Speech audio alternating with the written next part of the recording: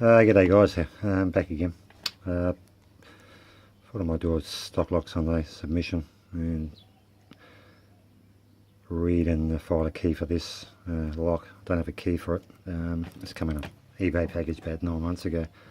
It's an old 225, probably 70s, early 80s vintage I would think. It's a 5 wafer lock, W3 keyway. That's the key blank we're going to use.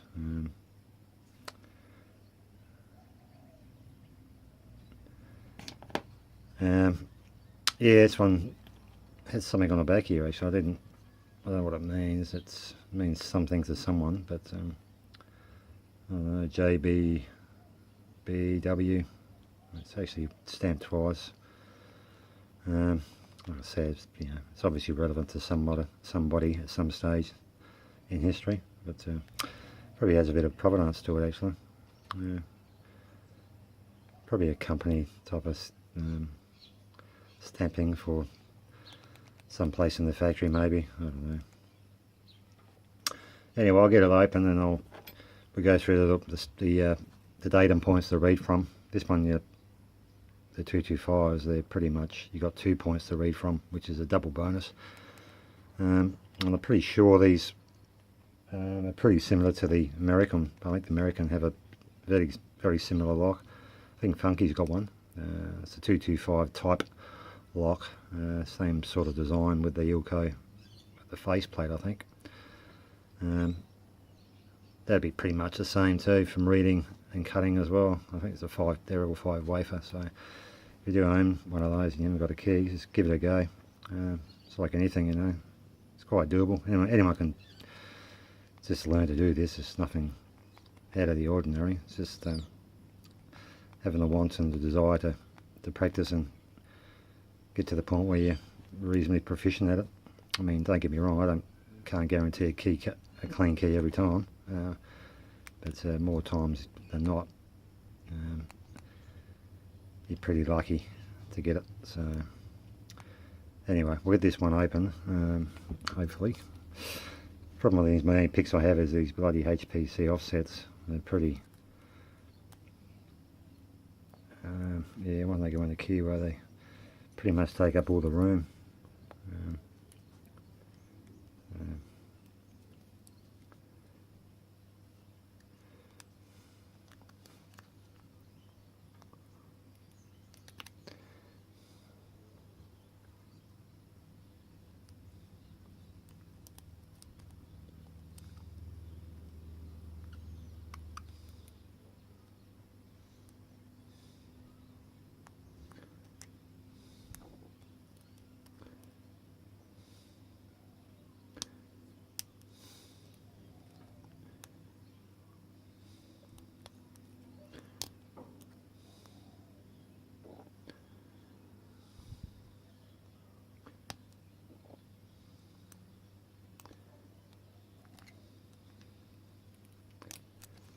Oh, there we go.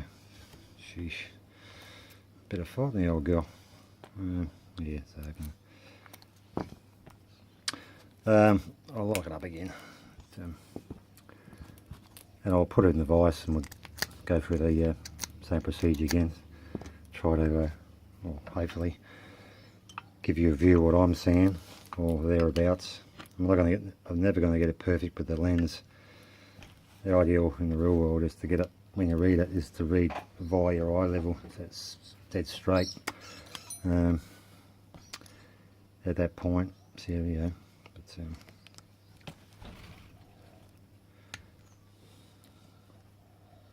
was just trying to orientate it so it's reading correctly.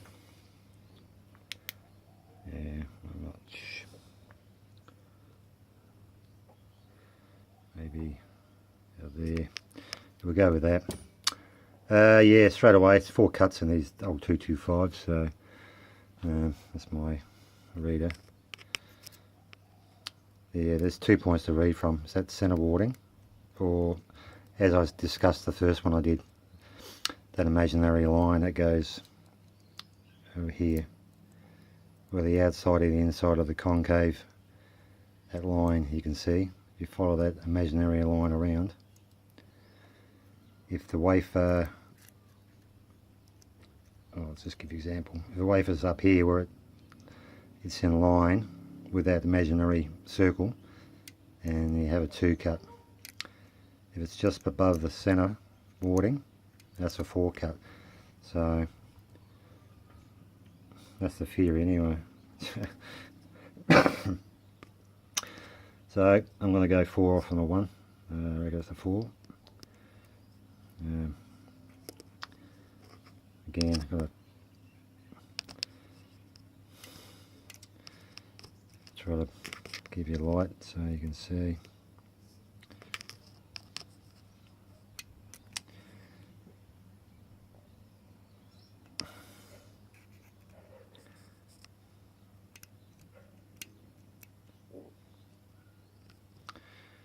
Okay, it's not a 4 because it's slightly above. It's slightly above that first wafer. Yeah, it's hard to see from your view.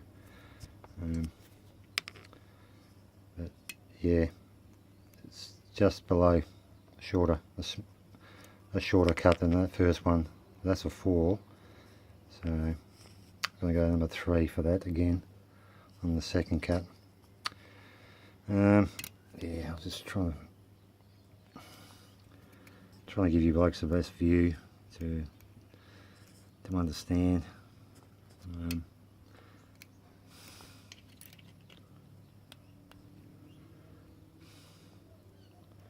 Yes, that's the second cut, as you can see, slightly deeper up than the first cut. So I'm going to go 4, 3 on the second cut. I think that's the third cut.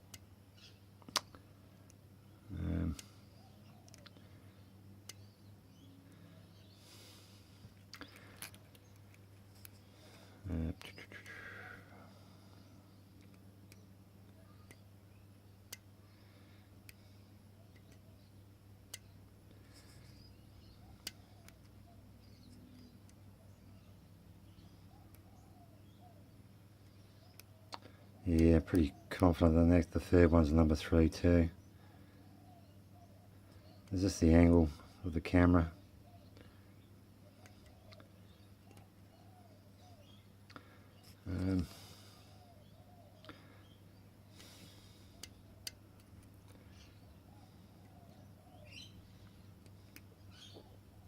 Yeah, I'm going to go 4, 3, 3. The one behind it's the lower one, so 2. And the one behind that is slightly deeper than the 2, so it's 3. So what I'll do, that's what I'll read anyway. So 4, 3, 3, 2, 3. So I'll take it out and hopefully I'm right. But yeah, it's like anything. I can, not perfect. I can get it wrong, no doubt.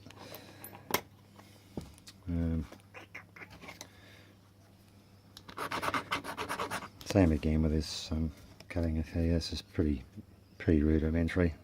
So 5 cuts. He's just got to, keep them equal. And the 5th cut's always on the cut before the start of the drop. So that's for 5. And the first cut's probably the thickness of the file, about a 1/4 inch down. Is about there. Is the start of the first cut, and it's just a matter of spreading them out equally. One in the middle, one between those two, and again, so I've got the 5 cuts there again. So I'll do this sequentially too, progressively. If you go too far down, too hard in one cut, you'll end up blowing out the second spacing, where you can't go down any further with the cut. So if you do it progressively,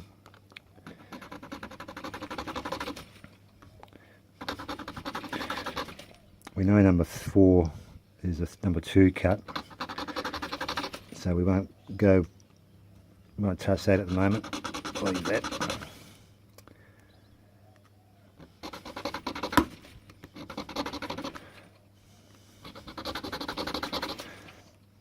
again, like I said, you know, if you've got a code machine or even space and depth keys and a duplicator, you could do this, you know, in a quarter of the time, but I'm just doing this for demonstration purposes.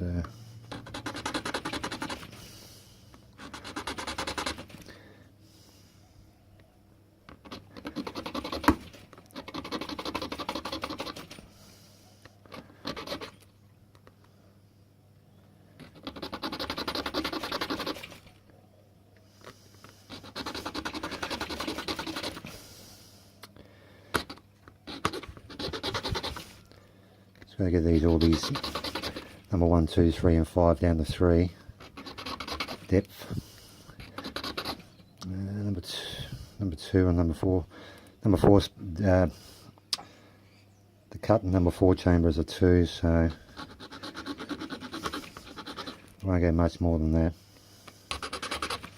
So 3. Pretty reasonably happy with that. I'll go down to a 4 on number 1.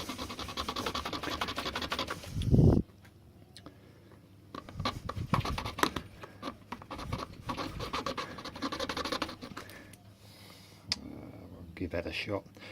Yeah, again, just use the, not so much up this far up the file, but probably up to halfway, just to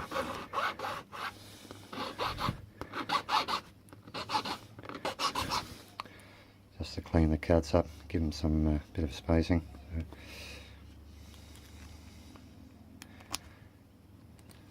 Okay.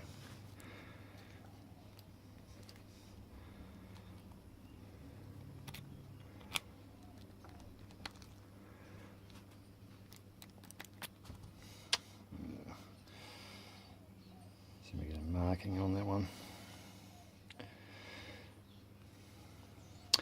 Let's go a bit deeper on the number 5 cut.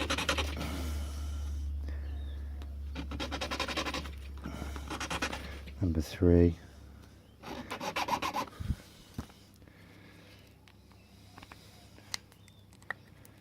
There we go. Yeah, just needs a bit of cleaning up. I mean, eyeballing is not precise, obviously. You can guess between yeah, this camera's going to show it up. You can get a little mark, impressioning mark, to give you a clue that which one needs a final I think number 4, but it's got a little mark there. But when you're impressioning, just go down very gently, don't go too deep. So,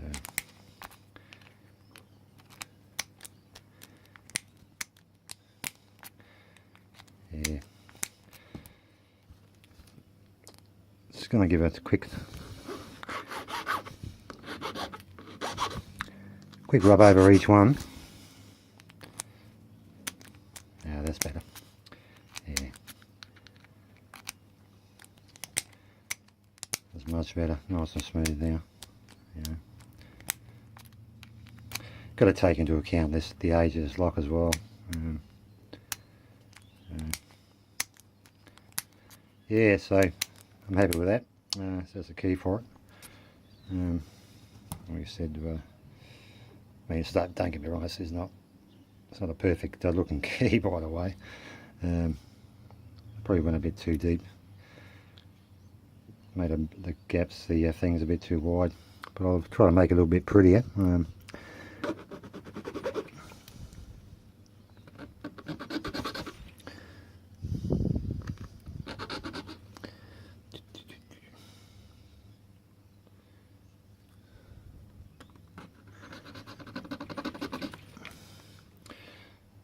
Sort of make it resemble key cuts.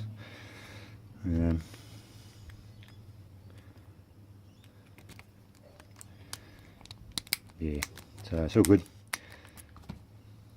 Yeah, so that's good enough for me. Everything works. Yeah, like, it's not the prettiest key, but at least you know the cuts now, so you can do another key a bit more precisely, or cut it on a code machine to those depths, the 3323. So anyway, another one saved. I'll put that back in the stash.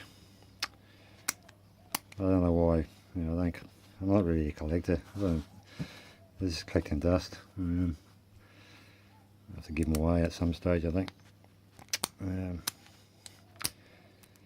Anyway, that's my sub for Stock Lock Sunday. I know it's not the highest, it's not raising the bar very high, but yeah, that'll do for this week's sub. So hopefully I've killed two birds with one stone again, with the reading the wafers and cutting by file. But the theory's pretty much the same across the whole line of wafers. I'm talking about single wafers, by the way, not double wafers. That's a different story for a different time. That's a bit more difficult to read, but they are readable and they are fileable, but they take a little bit longer because sometimes you've got 10 wafers, you know, like some of these LNF or Whitco Euro cylinders, and some cam locks. I've got double sets of wafers in them, heading up to 10. So, and you're reading from both ends. Yeah, but that can be done. I might do another video on that, and hopefully it works. Anyway, that'll do for now. Until next time, take care, and catch you later. Bye.